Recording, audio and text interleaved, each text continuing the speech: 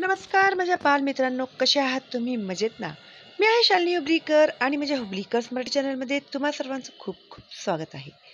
आज मी शिकवणार आहे इयत्ता 6वीच्या विद्यार्थ्यांसाठी हिंदीचा तिसरा धडा उपहार. आज जर तुम्ही पहिल्यांदा माझं चॅनल पाहत असाल ना मुलांनो, तर पटकन सबस्क्राईब करा, बेलचं आयकॉन टॅप करा आणि लाईक करा माझ्या व्हिडिओजला. तुम्हाला ते आवडणारच आहे, त्यामुळे आधीच लाईक करून टाका. त्याबद्दल काही प्रश्नच नाही, ठीक आहे? तर आज आपण शिकणार आहोत उपहार. पण ह्याच्या आधीचे मी धडे शिकवलेले आहेत, कविता शिकवलेले आहेत, सर्व विषयांचे धडे मी शिकवत आहेत. इतिहास, भूगोल, नागरिकशास्त्र वगैरे वगैरे वगैरे वगैरे सगळे विषय, म्हणजे सगळे विषय, ठीक आहे? तर प्लेलिस्टमध्ये जा, तुम्हाला सगळे विषय भेटतील. ओके. तर आज मी तुम्हाला शिकवणार आहे उपहार. प्रस्तुत कहानी में बताया गया है कि लक्ष्य प्राप्ति के लिए रुचि और लगन आवश्यक आहे. तर लक्ष्य म्हणजे काय? काहीतरी आपलं विचार केलेलं असेल. आता समजा तुम्ही विचार केला, तुमचं लक्ष्य काय आहे? तर यावेळी मी शाळेत पहिला नंबर घेऊन येणार. तर तुम्ही फक्त विचार केल्याने होणार आहे का ते? नाही. मग त्याच्यासाठी तुम्हाला काय करावं लागेल? पहिला नंबर मिळवण्यासाठी मेहनत करावी लागेल, आवडीने अभ्यास करावा लागेल, तरच ते शक्य होईल. ठीक आहे? तर चित्र पहचान कर शब्द लिखो, नाम हमारे. आता इथे काय तुम्हाला चित्र दिलेले आहे, तर त्यांचे नाव तुम्हाला लिहायला सांगितलेले आहेत. तर सगळा पहिला जो आहे तो घर, नदी, फल, पहाड़, अनाज, चाबियां, बच्चे, पानी, वृद्ध. हे काय आहेत? आम. आंबेच आहेत का ते? बघा रे बाबा, जरा बरोबर बघून लिहा. ठीक आहे? आता त्यांची नावं तुम्हाला लिहायला सांगितलेली आहेत आणि आता सुरू होत आहे धडा. ठीक आहे? तर अतिशय सुंदर धडा आहे हा आणि खरोखर ह्याच्यामधून तुम्हाला पुष्कळ काही शिकण्यासारखं आहे. ठीक आहे? तर काय आहे हा धडा? एक गाव में ऋत्विक नाम का लड़का रहता था. ऋत्विक नाव कसं लिहिलेलं आहे ते जरा बघा व्यवस्थित. तर एका गावामध्ये ऋत्विक नावाचा एक मुलगा राहत होता. डच्या खाली टिंब दिलेलं आहे. ह्या बारीक सारीक चुका तुम्ही उत्तर लिहिताना करता आणि तुमचे मार्क्स कापले जातात. वह बहुत गरीब था. तो खूपच गरीब होता. गाव के पास पुस्तक मेला लगा था. गावाच्या जवळच एक पुस्तकांचा मेला लागलेला होता. उसने माँ से कहा, मैं भी मेला देखने जाऊंगा. तर त्याला आवड होती पुस्तकांची, तर त्याने आईला सांगितलं की मी सुद्धा पुस्तकांचा जो मेला लागलेला आहे ते पाहायला जातो. उसकी माँ बोली, देखो घर में कोई बड़ा नहीं है, तुम अकेले कैसे जाओगे इतनी दूर. आता त्याला नेण्यासाठी घरामध्ये मोठा माणूस कोणीही नाहीये आणि हा आहे लहान, तुमच्या एवढाच. तर आई म्हणते की बेटा तू एवढ्या लांब कसं जाशील एकटा? बेटा मेला देखने की जिद छोड़ दो. तर ती काय म्हणते त्याला की मेला देखने की जिद सोड दो. आता तू हट्ट करू नको, सोडून दे की तुला मेला बघायचा आहे ते. चलो दूध पी लो. तर आईने त्याला दूध दिलं. बेटा मेला देखने की जिद छोड़ दो, चलो दूध पी लो. अपनी माँ की बात सुनकर ऋत्विक उदास हो गया और एक पेड़ के नीचे जा बैठा. आता त्याने ऐकलं आईचं, बिचारा जरा दुखी झाला. आता तुम्हाला पण दुःख होतं की नाही? मम्मी मी वेफर आणायला जाऊ का? मम्मी बोलते, अरे किती खाणार, पोट खराब होईल, नाही जायचं. मग तुम्ही कसा एक कोपरा पकडून बसता, ब्लॅकमेल करता ना मम्मीला, इमोशनल. तर असा ऋत्विक पण उदास झाला, दुःखी झाला आणि एका झाडाखाली जाऊन तो बसला. अचानक उसकी दृष्टि दूर पेड़ों के पीछे गई जहां बहुत तेज रोशनी थी. अचानक त्याने काय पाहिलं की झाडांच्या मागे एक खूप प्रकाश त्याला दिसू लागला. वह उठकर वहां गया. तो उठून तिकडे गेला. वहां सुनहरे पंखों वाली एक परी खड़ी थी. तर तिथे कोण उभी होती? एक परी उभी होती. सुनहरे पंखवाली. सुनहरे म्हणजे सोनेरी रंगांचे पंख. त्या परीचे पंख कसे होते? सोनेरी. बघा कशी दिसते परी. तुम्हाला कधी आले का भेटायला परी? आली असेल तर सांगा, स्वप्नात पण चालेल. बघूया कोणाकोणाच्या स्वप्नात आली परी. ऋत्विकने थांब की रे बाबा, कुठे चाललास तू? हाँ। ऋत्विक ने हैरान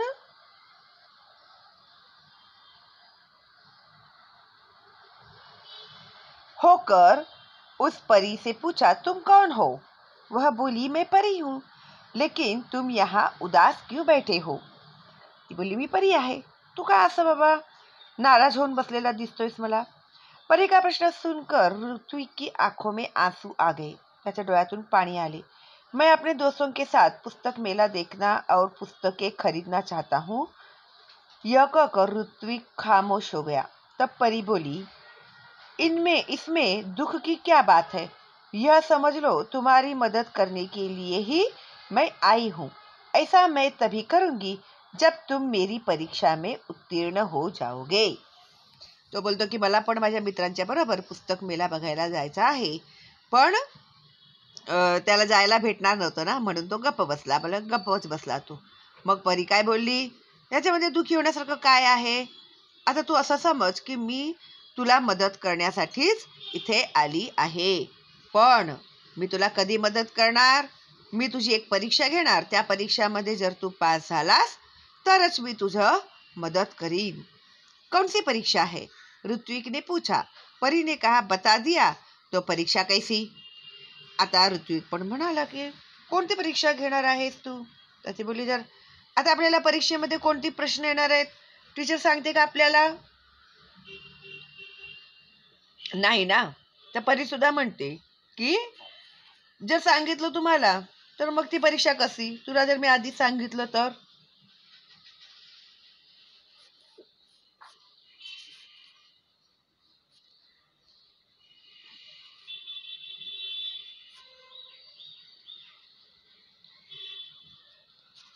ठीक है, ऐसा कहकर ऋत्विक वहां से चला गया.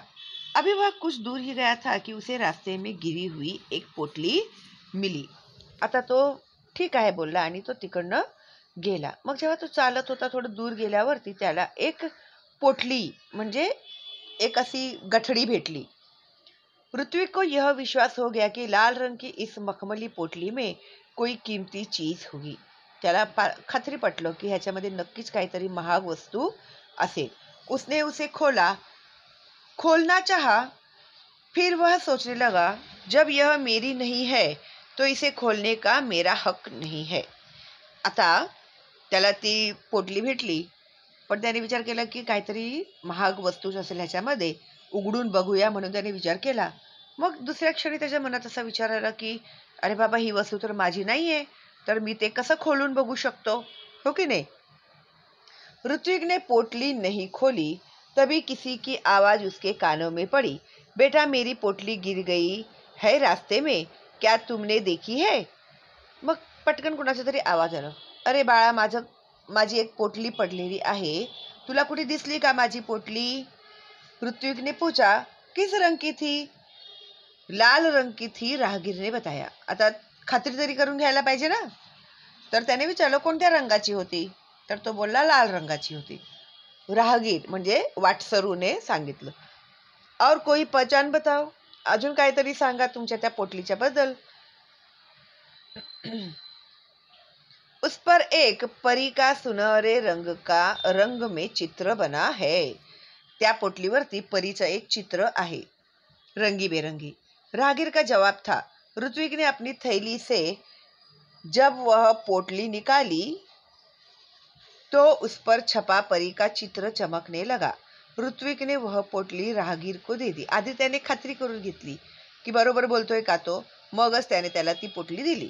सुबह उठकर वह वही पहुंचा जहां उसे परी मिली थी. सकाळी उठून तो तिथेच गेला जिथे त्याला परी भेटली होती. देखा तो वहां कोई नहीं था. वह बैठ गया. त्याने पाहिलं कोणच नाहीये तिकडे आणि तो जाऊन तिकडेच बसला. उसकी आंखों के सामने वही लाल रंग की पोटली दिखाई देने लगी. तभी तेज प्रकाश फैला. आता त्याला फक्त ती लाल रंगाची पोटली दिसत होती आणि परत एक उजेड त्याला दिसला. सामने परी खडी थी. आता बघा, ही लाल रंगाची पोटली, परीचं चित्र. हा आहे ऋत्विक, हा माणूस जो ती पोटली शोधत होता. आता त्याला परी दिसली. परी के दोनों हाथ पीछे थे. परी ने पूछा, कैसे हो? आता तिने दोन्ही हात मागे ठेवले होते. तिने त्याला विचारलं, कसा आहेस तू? ठीक हूँ, ऋत्विक ने जवाब दिया. तभी परी ने कहा, अपनी आंखें बंद करो, मैं तुम्हें इनाम दूंगी. किस बात का? ऋत्विक ने पूछा. आता परी त्याला गंमत करते त्याची. ती त्याला बोलली की डोळे बंद कर, मी तुला बक्षीस द्यायचंय मला.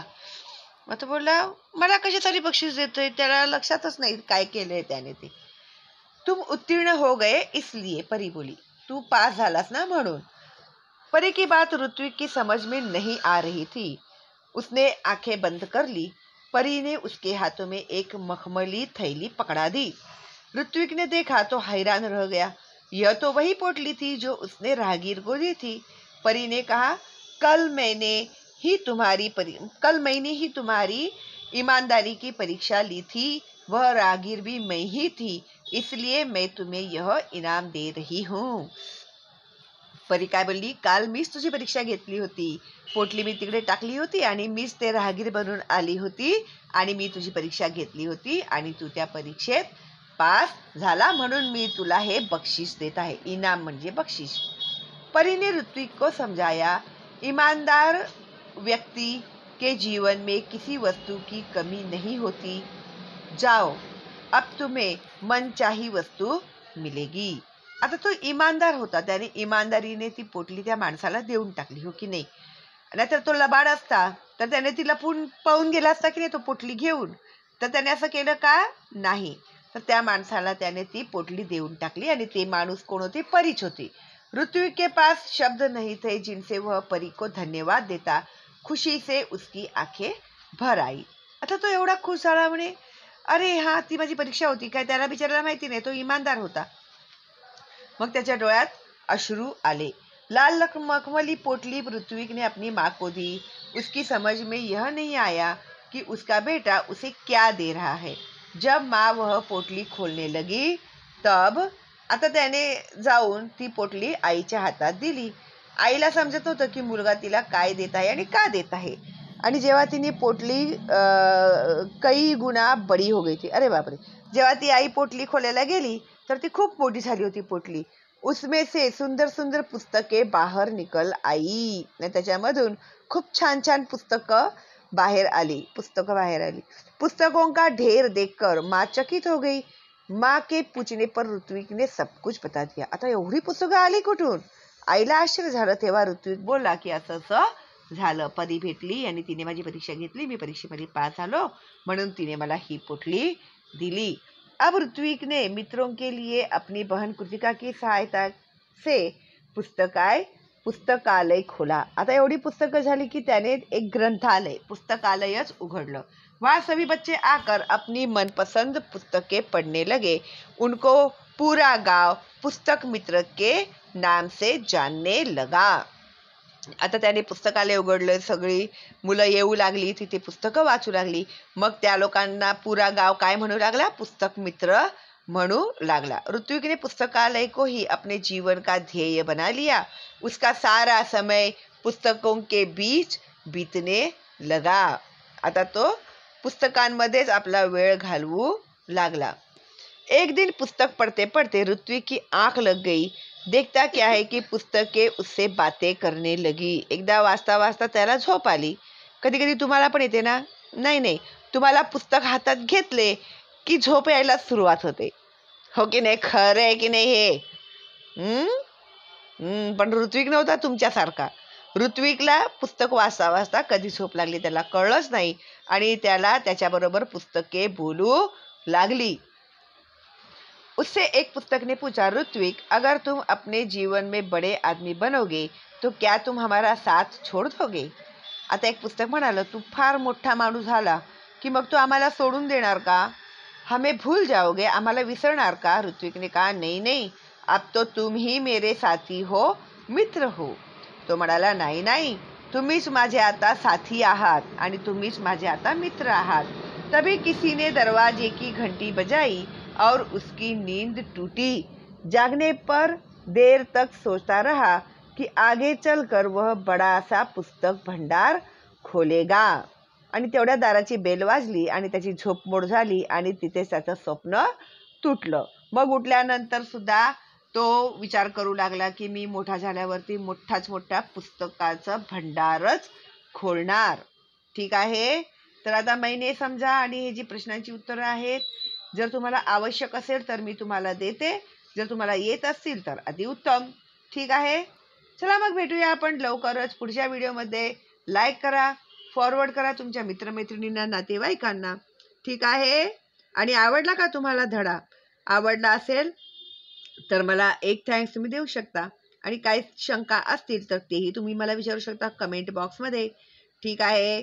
चला मग भेटूया लवकरच पुढच्या व्हिडिओमध्ये. तोपर्यंत ऑल दी बेस्ट आणि बाय बाय.